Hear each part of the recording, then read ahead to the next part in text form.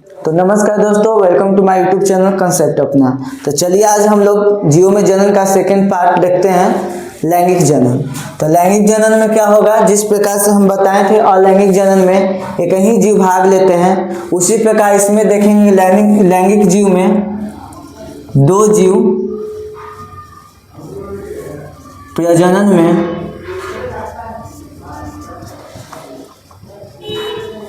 भाग लेते हैं।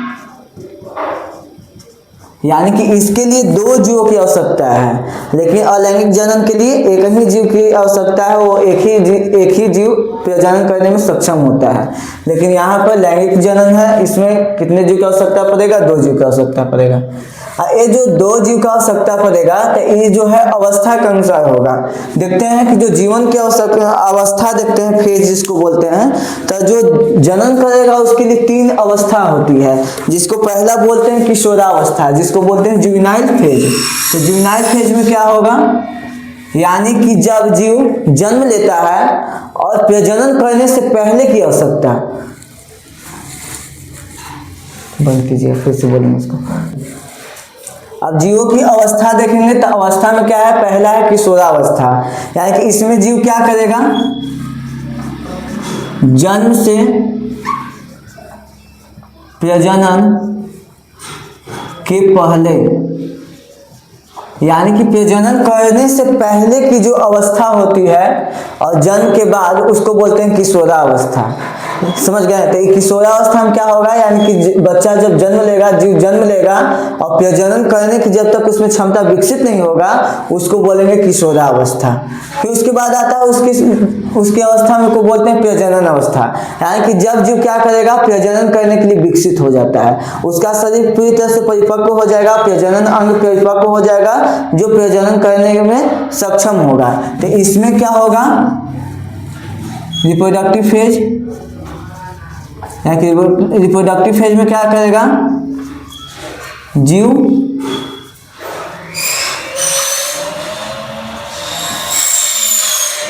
प्रजनन करेगा।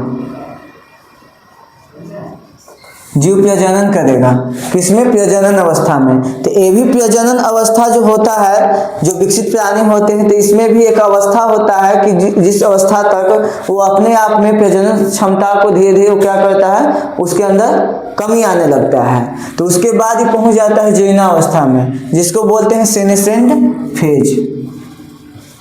सेनेसेंट फेज में क्या होगा, यानी कि प्रजनन उपरांत जो अवस्था आता है उसको सेनेसेंट फेज बोलते हैं। यानी कि जब जीव बीच का जो अवस्था है, बीच की अवस्था में प्रजनन कर लिया, संतान को उत्पत्ति कर लिया, जिससे उसका पीढ़ी दर पीढ़ी संतान क्या होगा, आगे की ओर बढ़ेगा। लेकिन एक अवस्था उसके बाद ऐसा अवस्था आएगा जो उसका शरीर के जितना भी कार्य प्रणाली है वो धीरे धीरे शिथिल होने लगेगा। यानी कि उसमें क्या कमी आने लगेगा, ताकि वो प्रजनन करने में असक्षम रहेगा। फिर किसकी ओर चला जाएगा, वृद्धावस्था की ओर चला जाएगा। तो इसको बोलते हैं जीर्णावस्था। यानी कि प्रजनन के बाद की अवस्था, यानी कि प्रजनन करने के बाद की जो अवस्था प्रारंभ होती है उसको जीर्णावस्था बोलते हैं, इसी को वृद्धावस्था बोलते हैं। जिसके बाद जीव का क्या होता है, मृत्यु की ओर आगे बढ़ता है। अब उसके बाद देखेंगे कि जो प्रजनन अवस्था है, तो प्रजनन अवस्था में ही हम लोग क्या करेंगे, लैंगिक प्रजनन करेंगे। तो प्रजनन अवस्था में देखेंगे, तो प्रजनन अवस्था जब देखें हम किस में, पादप में। तो पादप जो प्रजनन अवस्था करेगा, तो इसमें पादप ही दो प्रकार के पादप हो जाता है,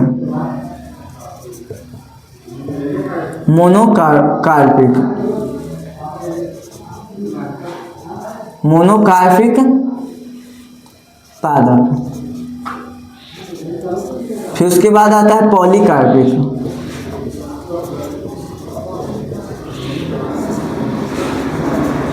यानी कि ये सब प्रजनन अवस्था की बात कर रहे हैं। यानी कि प्रजनन अवस्था जब पादप में होगा, तो पादप दो प्रकार से हो जाता है, मोनोकार्पिक और पॉलीकार्पिक। मोनोकार्पिक बोले तो वैसा पादप जो क्या करेगा कि अपने जीवन काल में एक ही बार पुष्प धारण करेगा। यानी कि पुष्प धारण किया, यानी कि प्रजनन, यानी कि प्रजनन करेगा एक ही बार, यानी कि पुष्प धारण करेगा एक बार जीवन काल में, एक बार पुष्प धारण करेगा। इसको बोलते हैं मोनोकार्पिक। मोनो मतलब एक, यानी कि पूरे जीवन काल में ऐसे पौधा क्या करेगा, एक ही बार पुष्प धारण करेगा। अब इसमें भी देखते हैं कि एक होता है वार्षिक, एक होता है बहुवार्षिक, मोनोकार्पिक में ही। तो मोनोकार्पिक में ही फिर दो आगे आता है। एक को बोलते हैं वार्षिक, वार्षिक मोनोकार्पिक पादप। अब एक को बोलते हैं बहुवार्षिक। मोनोकार्पिक वार्षिक में कौन आएगा, यानी कि वैसे पादप जो पूरे जीवन काल में एक बार तो पुष्प धारण करेगा, लेकिन एक वर्ष के अंतर्गत करेगा। जैसे इसमें देख लें, जैसे में कौन आ जाएगा, धान हो गया, गेहूं हो गया।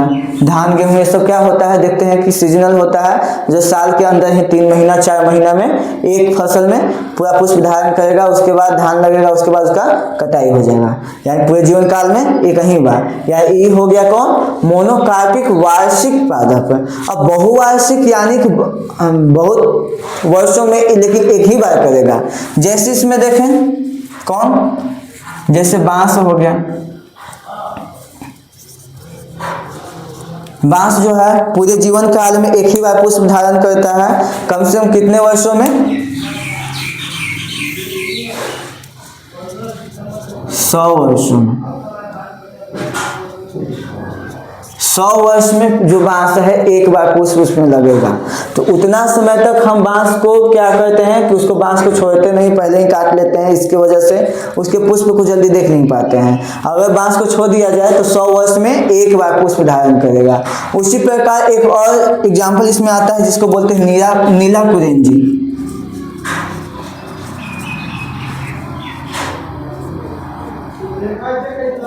नीला कुरेंजी पादप। ये जो नीला कुरेंजी ये पुष्पीय पादप है। ये जो नीला कुरेंजी पुष्पीय पादप है, ये अपने जीवन काल में 12 वर्ष पे पुष्प धारण करता है, यानी कि 12 वर्ष में एक बार पुष्प धारण करेगा। ये एग्जाम के पॉइंट ऑफ व्यू से बांस और नीला कुरेंजी बहुत इंपॉर्टेंट है। नीला कुरेंजी हमेशा पूछता है, जो कौन है, मोनोकार्पिक बहुवार्षिक पादप में आता है। अब पॉलीकार्पिक तो जानते हैं कि जो क्या है कि अपने पूरे जीवन काल में बहुत बार क्या करेगा, पुष्प धारण करेगा। जैसे इसमें एग्जाम्पल में देख सकते हैं, जीवन काल में अनेक बार क्या करेगा, पुष्प धारण करेगा। जैसे देखें तो आम हो गया, अमरूद हो गया। देखते हैं आम का जो पेड़ होता है हर एक साल अपना सीजन में उस पर पुष्प लगता है, उसके बाद जिसको मंजर बोलते हैं, उसके बाद फल लगेगा। उसी प्रकार अपने जीवन में बहुत बार पुष्प धारण करेगा, बहुत बार फल लगेगा, उसको बोलते हैं पॉलीकार्पिक पादप, जो अनेक बार पुष्प धारण करेगा। लेकिन आपके एग्जाम के पॉइंट ऑफ व्यू से नीला कुरेंजी इंपॉर्टेंट है और बांस इंपॉर्टेंट है। आप देखेंगे चक्र, तो चक्र किस में चलेगा, ये तो पादप में बता दिए। अब प्रजनन ही अवस्था में जब जंतु में देखेंगे, ये तो पादप के लिए हो गया, ये जंतु के लिए, यानी कि जब प्रजनन अवस्था जंतु में होगा तो प्रजनन अवस्था में जंतु के शरीर में चक्र चलता है।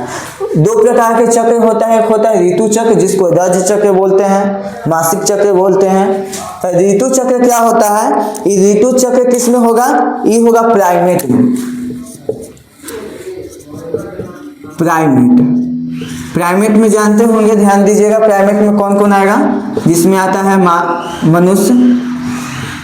मनुष्य हो गया, बंदर हो गया, बंदर, लंगूर, गोरिल्ला, ये सब किस में आएगा, प्राइमेट है। इसमें क्या चलेगा कि ये जब प्रजनन करेगा तो इसमें मासिक चक्र चलेगा, यानी कि हर एक मंथ इसमें क्या, जिसको ऋतु चक्र बोलते हैं।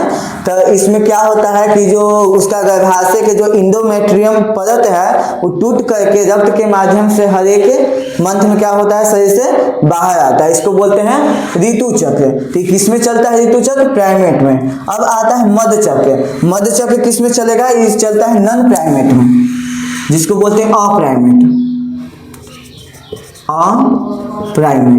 ये जो अप्राइमेट है, तो अप्राइमेट में कौन आएगा, अप्राइमेट में आ जाएगा गाय, भैंस,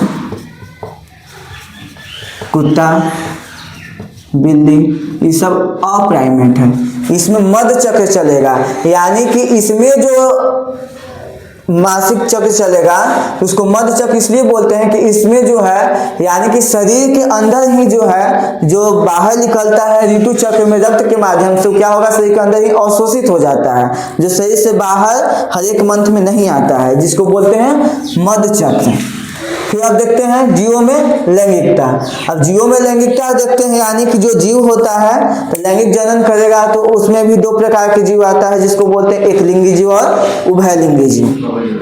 हाँ, उसी को बहुलिंगी भी कहते हैं या द्विलिंगी कहते हैं। तो इसमें जीवों में लैंगिकता में देखेंगे तो दो प्रकार से आएगा।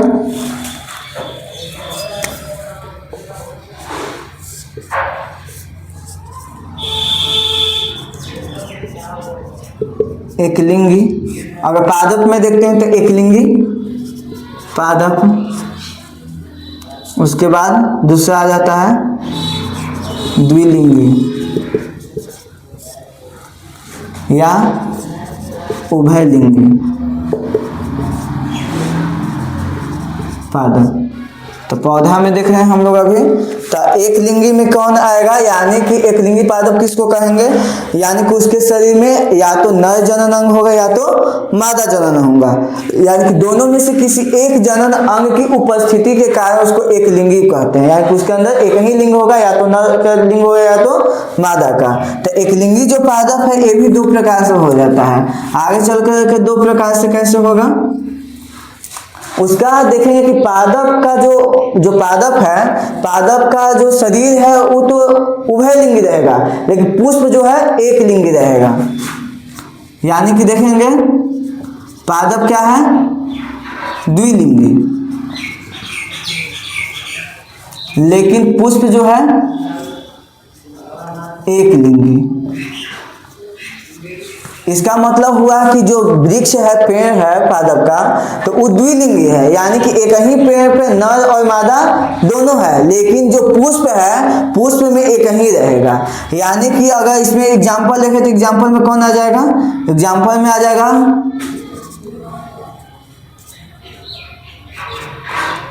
कुकुरबीट बोलते हैं,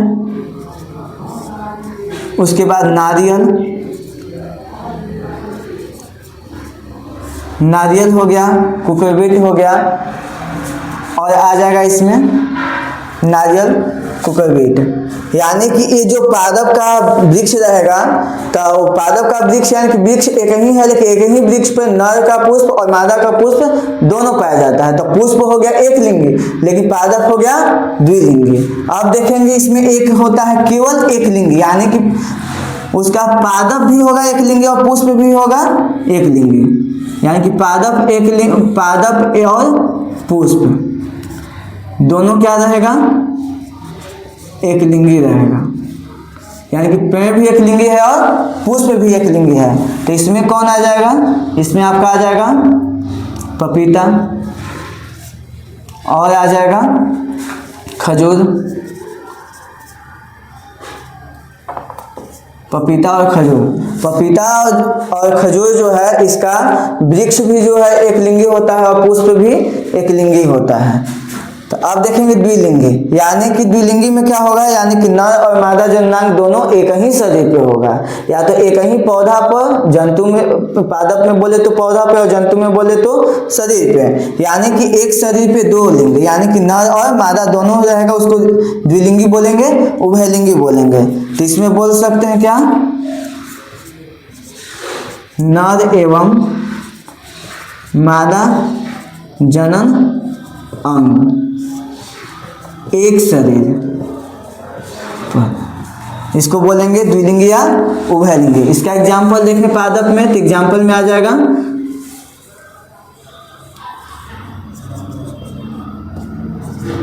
ओढ़ूल का जो पुष्प होता है, ओढ़ूल का पुष्प जिसको बोलते हैं उसमें आ जाएगा, और इसमें मीठा आलू जिसको शकरकंद बोलते हैं, गुलाब हो गया, ये सब क्या है, उभयलिंगी है, यानी कि एक ही पुष्प में दोनों लिंग रहेगा, नर और मादा का, यानी कि स्त्रीकेसर और पुंकेसर दोनों इसी में पाया जाएगा। इसको द्विलिंगी या उभयलिंगी बोले। तो हम पादप में देख लिए। अब जंतु में देखा जाए, यहाँ पर देख लेते हैं जंतु में। तो जंतु में एक लिंगी कौन आएगा?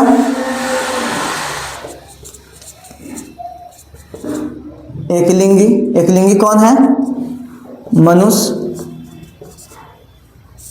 मनुष्य क्या है? एक लिंगी है, यानी कि नर और मादा का शरीर दोनों सेपरेट होता है, अलग अलग होता है। मेल अलग है और फीमेल अलग है। मेल के शरीर पे मेल रिप्रोडक्टिव ऑर्गन रहेगा, फीमेल के शरीर पे फीमेल रिप्रोडक्टिव ऑर्गन रहेगा। उभयलिंगी बोले इसमें, या जिसको द्विलिंगी बोलते हैं। द्विलिंगी में कौन आ जाएगा? जैसे में आ जाएगा केंचुआ। और कृमि कुछ आता है जिसको फीता कृमि बोलते हैं, जो शरीर के अंदर बीमारी उत्पन्न करता है। तो ये सब क्या है? द्विलिंगी है, यानी कि एक ही शरीर पे नर और मादा का जनन दोनों पाया जाएगा। अब आगे हम लोग देखते हैं जीवों में जीवन अवधि। तो इसमें से एक दो इंपॉर्टेंट है एग्जाम के पॉइंट ऑफ व्यू से, जिसमें आता है पीपल का हो गया इंपॉर्टेंट, बरगद का हो गया, कछुआ का हो गया, और इधर हो गया कौवा का और तोता का।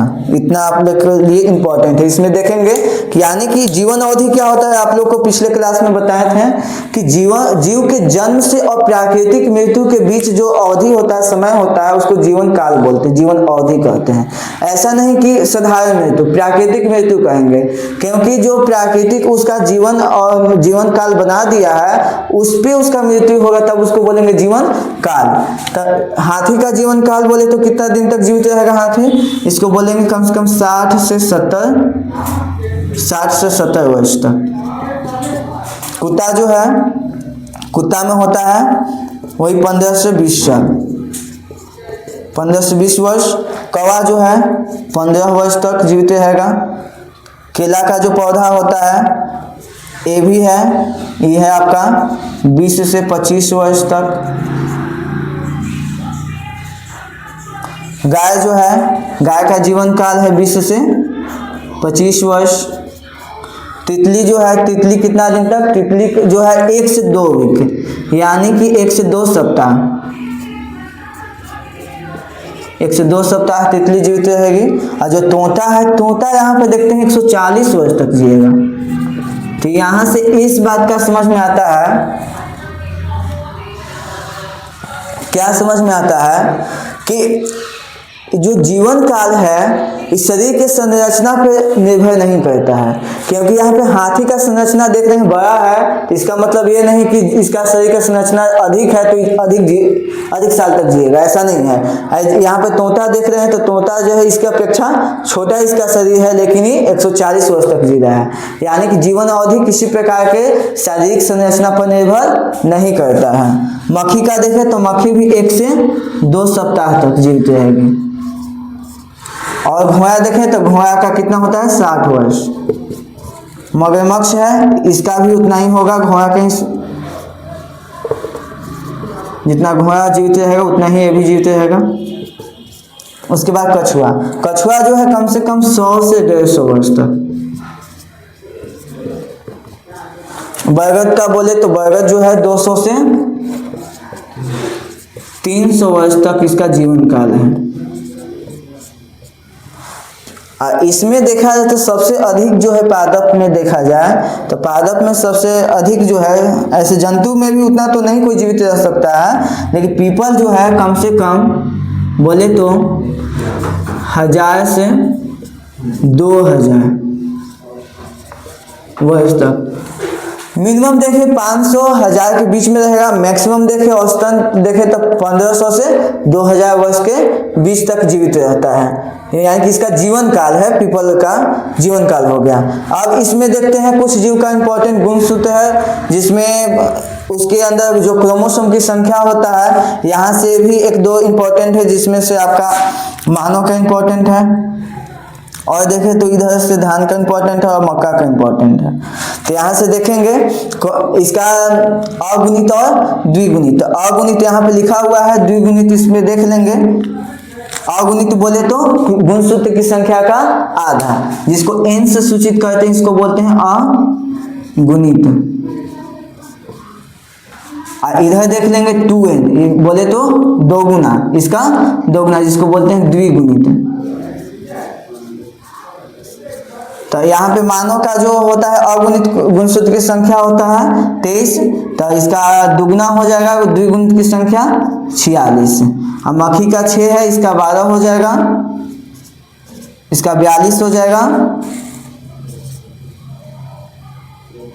78 इसका हो जाएगा,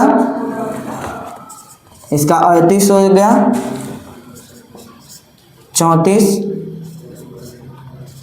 इसका 20, इसका 48।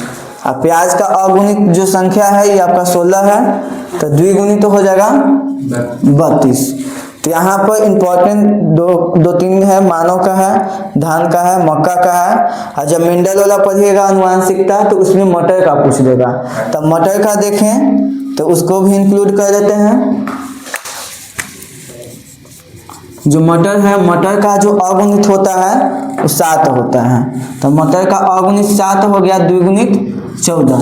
ये भी आपके एग्जाम के पॉइंट ऑफ व्यू से इम्पोर्टेंट है। तो इतना हम लोग कवर किए। अब हम लोग नेक्स्ट वीडियो में देखेंगे जीव में जनन हो गया, अब देखेंगे पुष्पीय पादपों में लैंगिक जनन, तो उसको भी वन शॉट के माध्यम से रिवीजन के पॉइंट ऑफ व्यू से देखेंगे और उसको खत्म करेंगे। तब तक मिलते हैं नेक्स्ट वीडियो में। धन्यवाद।